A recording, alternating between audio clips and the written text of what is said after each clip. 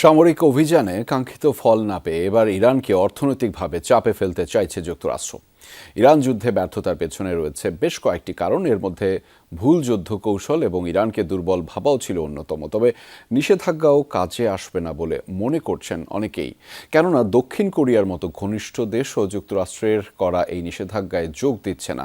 বিশ্লেষকদের আশঙ্কা, নিষেধাজ্ঞা ঘিরে মধ্যপ্রাচ্যের মধ্যে নতুন করে উত্তেজনা বাড়তে পারে। ইরানের ওপর যুক্তরাষ্ট্রের নতুন অর্থনৈতিক নিষেধাজ্ঞা নিয়ে চলছে নানা বিশ্লেষণ। সামরিকভাবে কাঙ্ক্ষিত ফল না পাওয়ায় এবার অর্থনৈতিক চাপ বাড়ানোর পথ বেছে নিয়েছে যুক্তরাষ্ট্র, এমনটাই মত অনেক বিশ্লেষকের। যুক্তরাষ্ট্র এই কৌশলগত ব্যর্থতার পেছনে তুলে ধরা হচ্ছে বেশ কয়েকটি ইস্যুকে। সংঘাতের শুরুতে ট্রাম্প প্রশাসনের লক্ষ্য ছিল আকাশপথে হামলা চালিয়ে ইরানের শীর্ষ নেতৃত্বকে সরিয়ে দেওয়া এবং দেশটির ওপর নিয়ন্ত্রণ প্রতিষ্ঠা করা।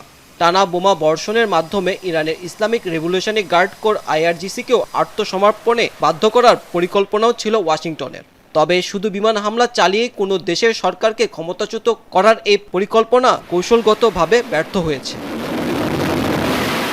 ইরানের সামরিক সক্ষমতা ধ্বংস করাও ছিল যুক্তরাষ্ট্রের বড় লক্ষ্য, কিন্তু মোবাইল লঞ্চার ও অস্ত্র সরিয়ে নেওয়ার কৌশলে ইরান অনেকটাই সক্ষমতা ধরে রেখেছে। উল্টো পাল্টা হামলায় মধ্যপ্রাচ্যে মার্কিন মিত্রদের ওপর চাপ বাড়িয়েছে তেহরান।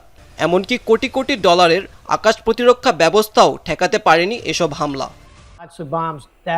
বিশ্বের দেশগুলো ইরানের পরিস্থিতি দেখছে, তাদের চোখে এটি যুক্তরাষ্ট্রের আরেকটি যুদ্ধে হেরে যাওয়ার সম্ভাবনা। এমন পরিস্থিতিতে অবরোধই হয়তো খারাপ বিকল্পগুলোর মধ্যে সবচেয়ে ভালো, তবে এতে অন্য দেশগুলোকে পাশে পাওয়া কঠিন হবে।